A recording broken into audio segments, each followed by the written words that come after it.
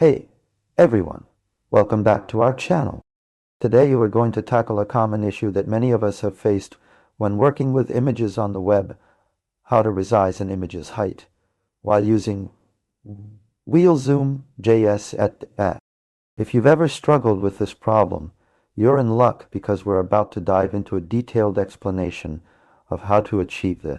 Wheelzoom.js is a popular JavaScript library that enables smooth zooming and panning of images on the web.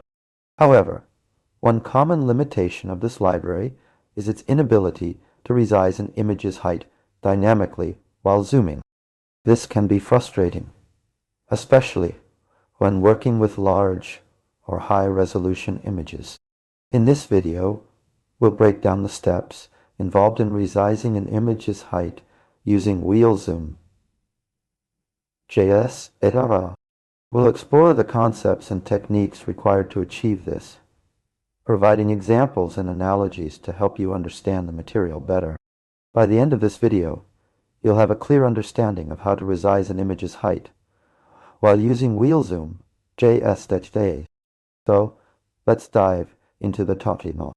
The first step in resizing an image's height using Wheelzoom.js is to understand how the library works. Wheelzoom.js uses a combination of CSS, transforms, and JavaScript events to enable smooth zooming and panning of images. When you use Wheelzoom.js to zoom an image, it applies a scale transformation to the image element. This scale transformation affects both the width and height of the image.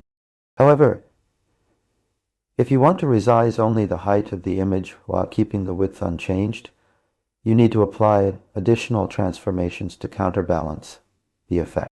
One approach to achieve this is by using CSS perspective and transform origin properties.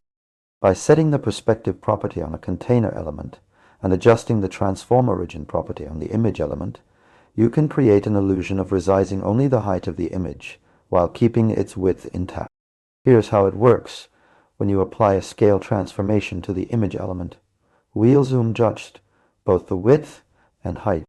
However, by applying a counterbalancing scale transformation using CSS perspective and transform origin properties, you can effectively cancel out the effect on the width, leaving only the height resized. For example, imagine you want to resize an image's height while keeping its width unchanged. You would apply a scale transformation of 150% on the image element using Wheelzoom.js. However, this will also increase the width by 50%. To counterbalance this effect and keep the width intact, you can set the perspective property on a container element to create a vanishing point for the height scaling. By applying a transform origin property of top or bottom on the image element, you can then effectively scale only the height while keeping the width unchanged. This is because the origin of the transformation will be pinned to either the top or bottom edge of the container element, preventing any horizontal scaling from taking place. So what are from this explanation? First and foremost, it's essential to understand how Wheelzoom.js works and how it applies scale transformations to image elements. Second, by using CSS perspective and transform origin properties, you can create an illusion of resizing only the height of an image while keeping its width intact. To achieve this, you need to apply a counterbalancing scale transformation using CSS perspective and transform origin properties. This involves setting the perspective property on a container element and adjusting the transform origin property on the image element to pin the origin of the transformation to either the top or bottom edge. And that's it for today.